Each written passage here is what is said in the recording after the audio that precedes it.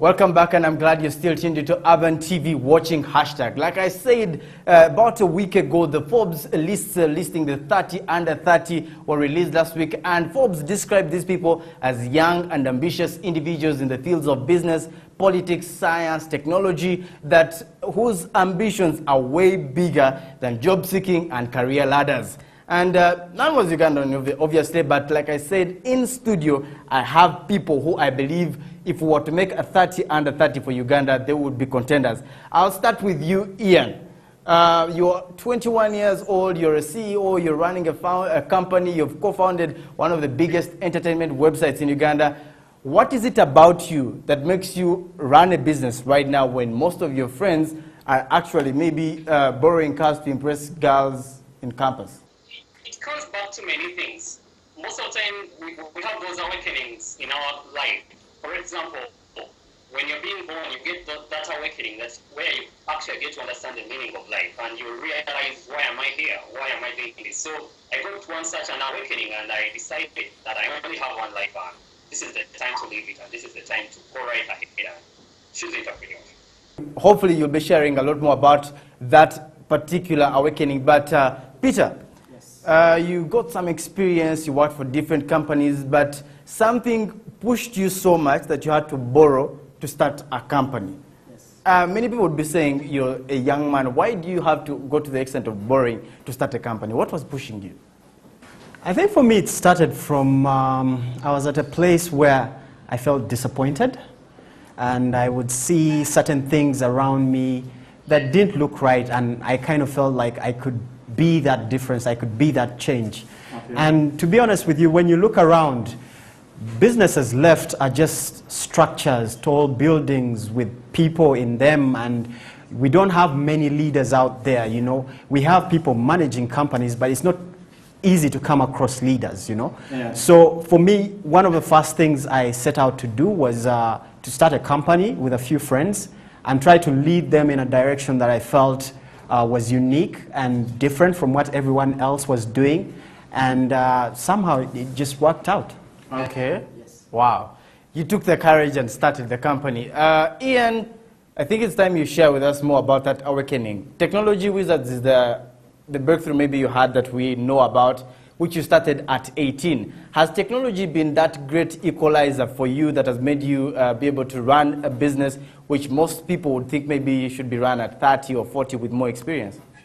Technology has leveled the field for many people. For example, right now I'm able to do an interview with you via Skype. So there's that leveling where technology it puts us at par with someone who has more capital, with someone who is more enabled. So I believe that there is that advantage. Okay. Now, like I said, in those lists, the Forbes list, there were 450 people that were profiled. None was Ugandan, unfortunately, but maybe we could say we could understand because those lists had categories like Hollywood, which we could say is quite distant. But Forbes also did another list for young African entrepreneurs, and there was one Ugandan, Andrew Mupoya, who is a paper bag entrepreneur, compared to at least 7 Kenyans, which got us wondering here at Hashtag, is it just that there are few Ortegas and Muchivis in this world, or is maybe the media not telling enough stories? What is it about Uganda that makes the people like you very rare? Well, I think when it comes to our country, one, we're not very good at documenting the good things that happen in our country, and I don't know why. However, I strongly believe that the young people of Uganda have risen up to the occasion. For a very long time, I'm sure you've all seen on the social media these funny images saying, "Tusaba government here tuyambe," meaning we are asking our government to help us. But if I could remind you of Kennedy's, I think it was Kennedy who said, "Ask not what your government should do for you, you know, but what you can do." And I think many young people are beginning to realize that you cannot sit back and wait for government to, you know, sort you out or show you the direction you should go. Just get out of the bed and find that thing that you do naturally and then do it and see how that goes. Okay. Yeah. Ian, do you find many people who are your age, who are at campus, who think like you, who look at life in the same kind of perspective, or are you a loner? People look at you and say, man, oh papa, where are you rushing to?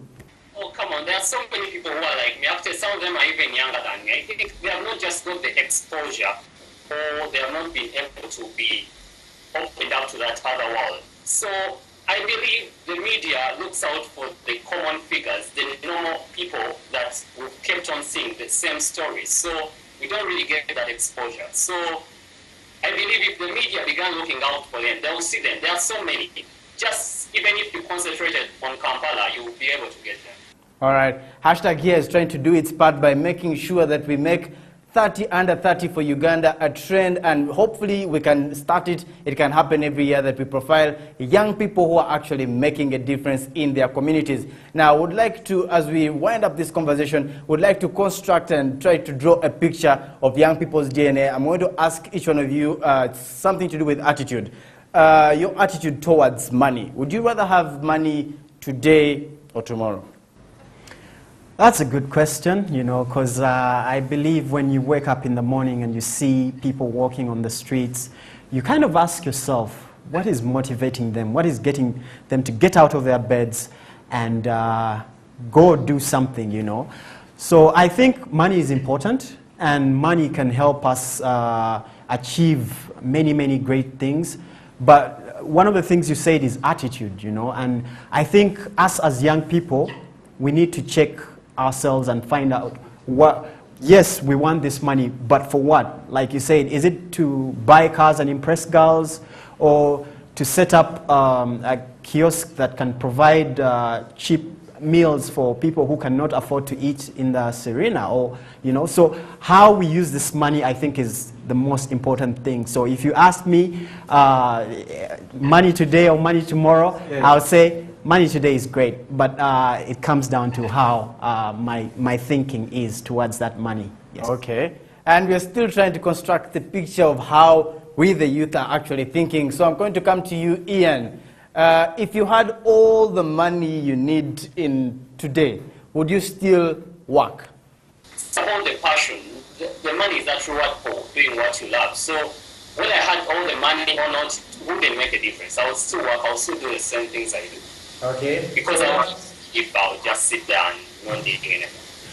We now have your attitude towards money, you have your attitude towards work, and this one you're both going to answer. Would you rather do business with someone your age, or would you rather do business with someone who is 10 years older? Wow, I have an uncle, and he keeps asking me for a job in my company. Now, he's about, I think, 20, 30 years older than me. And I keep telling him, Uncle, I think your time is up. You know, it is our time now as the young people. So you believe in the young people? Yes, I strongly, strongly believe in the young people.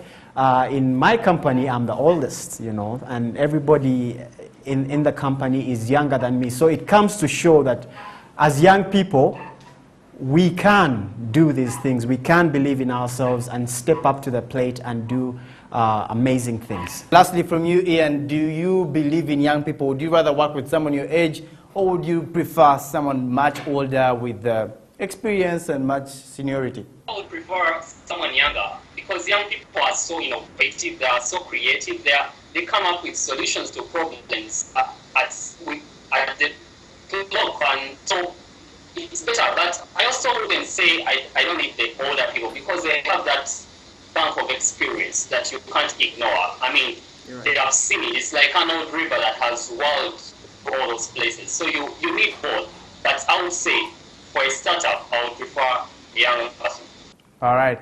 Thank you very much, Ian Ortega, who is the co-founder and also the director of BigEye.ug. That is one of the biggest entertainment websites. If you haven't visited it, I'm sure you should be able to visit it and see what young people are actually doing. Thank you very much for joining us via Skype, and thank you very much, Peter Mchibi, who is a co-founder and also managing director with Admire and the Outstanding Young Achiever for the year 2013.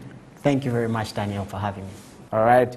And that was the conversation we were having on Virtual Threads concerning the 30 under 30 for Uganda. And according to my guests, There are so many young people that are actually doing a lot, and it's just that we are not documenting their stories, which is why we are going to do everything possible, and I'm going to ask you to join us here on Hashtag and Urban TV to make sure 30 under 30 UG trends, and we are profiling and highlighting the stories of young people that are actually making a difference. Before we take another break, I'd like to remind you again that the Coca-Cola Rated Next Season 2 is back. It's coming to your town. It's coming to Kampala. This weekend, we were in Barara, we'll be in Masaka next week, and we will be in Kampala very, very soon. So if you have what it takes and you believe you can be Uganda's next music sensation, go to that local, the Coke local distributor, get that form, and prepare to audition for the 50 million and the recording contract. We'll take a very short break. When we return, it is iCast.